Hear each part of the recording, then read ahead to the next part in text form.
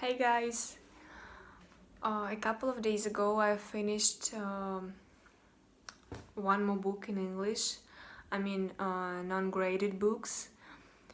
I suppose this is maybe the fourth one in my list, and it was The Great Gatsby.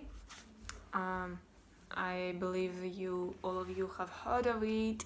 Maybe you've seen the movie or watched the book in English or in Russian or in your language. Honestly, this book seemed pretty short for me. Here is about 150 pages, and I've read it pretty fast. I don't know whether it's the language of the author, and it's pretty simple, and the plot wasn't so hard to get it. So I finished maybe in a couple of weeks. Of course, not of permanent reading, but I was reading in the metro, sometimes at home before sleeping.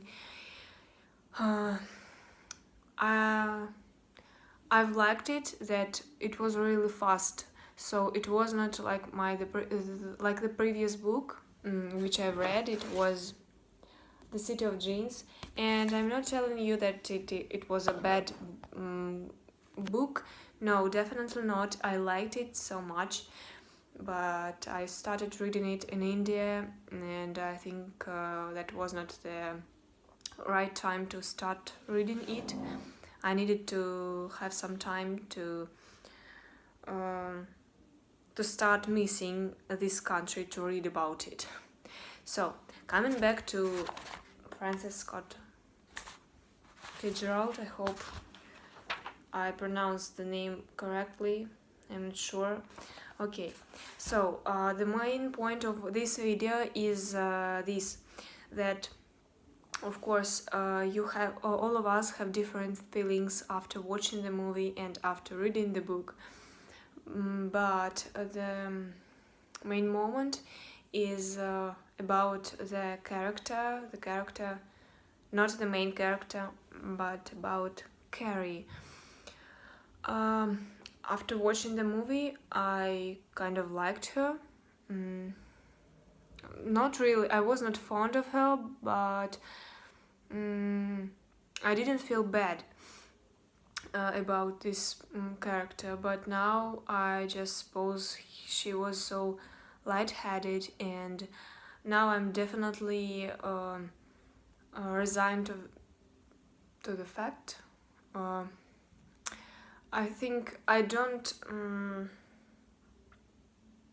I hope that I could get used to understanding of this era when women were always depending on men, and the only thing they could think about was just how to find the ideal man who could support you, and from who you could get the material support from, and nothing else. And of course, the author tells us that even though she got married and she was living with Tom, she has always loved Jay Gatsby. But even Gatsby said that she thinks through money. Her speech is full of money. So as for Gatsby, maybe I didn't get a part of 10 percentages of the lexic or the vocabulary of this book, and I didn't get maybe some details which were important, but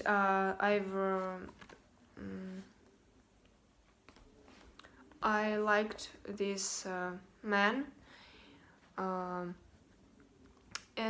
especially I think the most informative was the last part when we see the dad of Gatsby, and he's telling us that Jay was definitely bound to get ahead. I like this phrase, and so I wrote it down. So yes, his dad told us that even in his childhood, he had the resolves, or at least we. It was written there that what he should do when, and it was the schedule of the day, and kind of.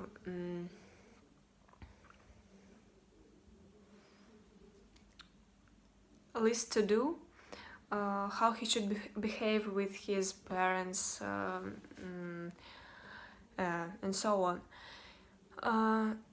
And I think that list kind of inspired his dad.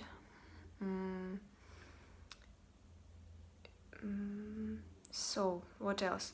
And at the same time, the main point of this book is, even though Gatsby had so much guests in his house who were not really invited, they just came by themselves. He died almost alone, and it was not any use to wait for other people for their